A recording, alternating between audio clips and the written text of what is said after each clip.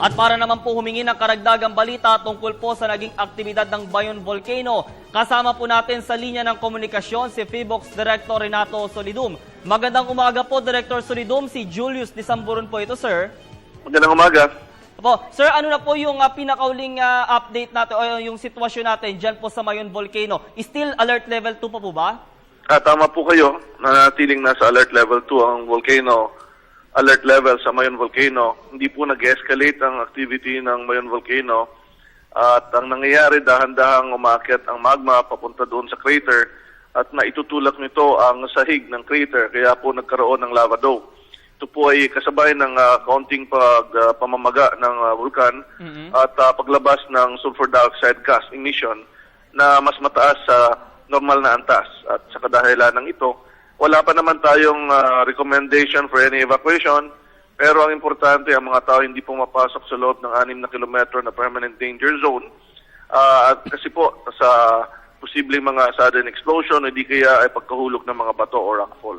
Opo, sir, patuloy din po ba yung paglaki ng lava dome, which is yung nga pong inyo pong ahensya is kailangan daw po makakuha ng update na larawan nito pong dome na ito na maaari pong makatakip dito sa crater, sir?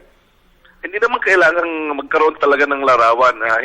Makikita mo naman kung anong nangyayari sa dome sa pamamagitan ng pag-obserba doon sa steaming, mga usok na lumalabas nito. Kasi yung steam would come from the rocks. No, at kung lumalaki yon, mag-iiba din yung hugis ng steaming area. I-correct ko lang, ang larawan ay pwede lang kunin dito sa southern side ng volcano kasi ang crater ng Mayon Volcano ay doon pinakamababa. Hindi siya pwedeng kuhanan doon sa northern side. Ayun, I see. Opo, nakaka-apekto na din po ba, Director Solidum, ito pong pagbuga naman ng white steam ng Mayon sa turismo o kaya po doon sa mga residente? Wala naman pong epekto ang pagbubuga ng usok ng Mayon Volcano. Normal lang ito. Kung ang bulkan ay hindi masyadong aktibo, manipis lang ang usok na lumalabas. Pero habang naging abnormal, dumadami ang usok, ibig sabihin, mas maraming mainit na bato ang nandoon sa crater. So, ibig sabihin po nito, Director Solidum, yun nga po nabanggit po ninyo na wala pa namang possible o mismong aktibidad ng maaaring pagsabog. Kasi yung iba po ay nangangamba, lalo na sinasabi nga po natin na huwag basta-basta maniniwala dun sa mga mensahe na kumakalat na tungkol nga po sa wag naman sana posibleng pagsabog nga po nitong Mayon Volcano. At ulitin po natin, ang sinasabi po natin sa alert level number 2, may papaakyat na magma na pwedeng humantong sa isang eruption. Ang eruption po, sa English, very clear. Dalawang klase po ng eruption, pwede pong non-explosive at yung isa explosive. Yes. Pagdating sa wikang Pilipino, na hindi na-translate ng mabuti yung eruption kasi ang pagputok ang ginagamit at sa isip ng tao ang pagputok ni sabog. Sa eruption po ng Mayon Volcano, pwede pong dumaloy lamang ang lava ng dahan-dahan na kaunting mga parang fountaining ng lava. Ito po hindi delikado at ito madalas makita ng mga tao sa safer distance, no? Pagdating naman sa explosive eruption, ito po yung dahilan kung bakit kapag nagtaas ng alert level number sa 3, ang unang ini-evacuate ay yung nasa loob ng 6 km permanent danger zone kasi nga yung posibleng paggulong ng mga mainit na bato at abo.